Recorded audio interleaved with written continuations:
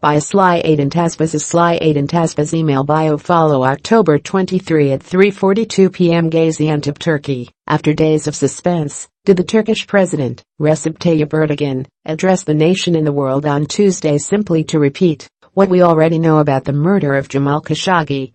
There's speculation among analysts and commentators that he was either extending an invitation to negotiate, based on his uncharacteristically diplomatic tone, or really turning up the heat on the Saudi regime by tearing down Riyadh's asinine explanations of rogue elements, an interrogation gone wrong or a fistfight that led to an unwanted death. It seems as if it's all of the above. Erdogan is Erdogan. He is a mercurial man from Turkey's Black Sea coast who is upset about a brutal murder on his home terrain. Since Khashoggi's disappearance, Ankara has been using a slow drip strategy of media leaks to prevent Riyadh, or Washington, from burying the case.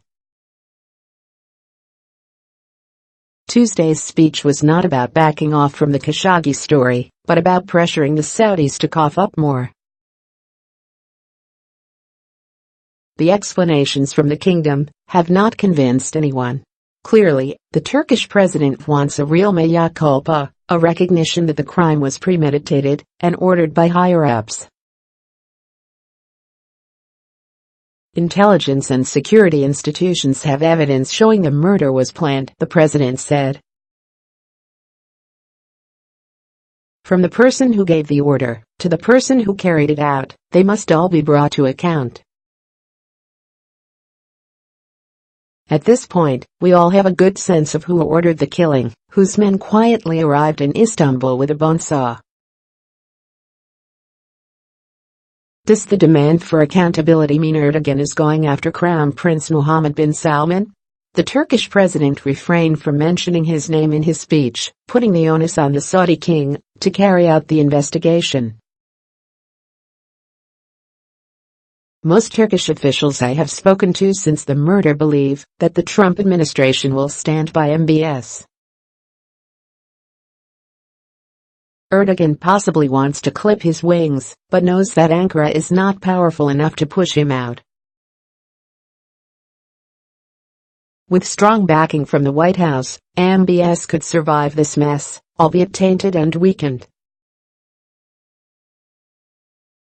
And that might be all Turks can hope for. Now let's address the negotiation part.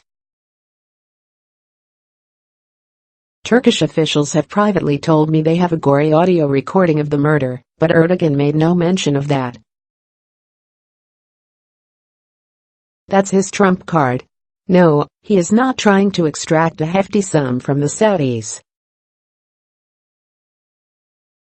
The real negotiation is between Ankara and Washington. Turkey wants the United States to scale down its partnership with Syrian Kurds, who are partially funded by the Saudi regime, and possibly hope for exemptions on oil and gas imports on the upcoming Iran sanctions. But more important, Ankara seeks a readjustment of Washington policy in the region. Khashoggi's murder happened as the United States was on the verge of constructing its entire Middle East policy around MBS. A disaster of epic proportions.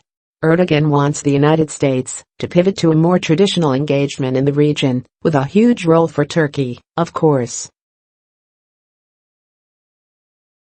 The problem is that Turkey can't fully claim the moral high ground. Yes, it's important to lure Americans back to the idea of supporting institutions and democratically elected governments in the Middle East, as opposed to repressive regimes that produce unstable outcomes such as the Crown Prince's war in Yemen and the kidnapping of the Lebanese Prime Minister. But to be an alternative to the Saudis, the Turkish model has to return to its roots. Until a few years ago, Turkey was a moderate Muslim nation with a huge democratic promise. Today, it's run by an authoritarian regime that imprisons journalists and critics, and has curtailed liberal norms. Returning to a democratic order will make Erdogan's claims to moral leadership much stronger and make it impossible for Americans to ignore Turkey's role in the region. Read more. Turkey's foreign minister: the U.S. must stop arming terrorists in Syria. The Post's view: Trump is right to push Turkey.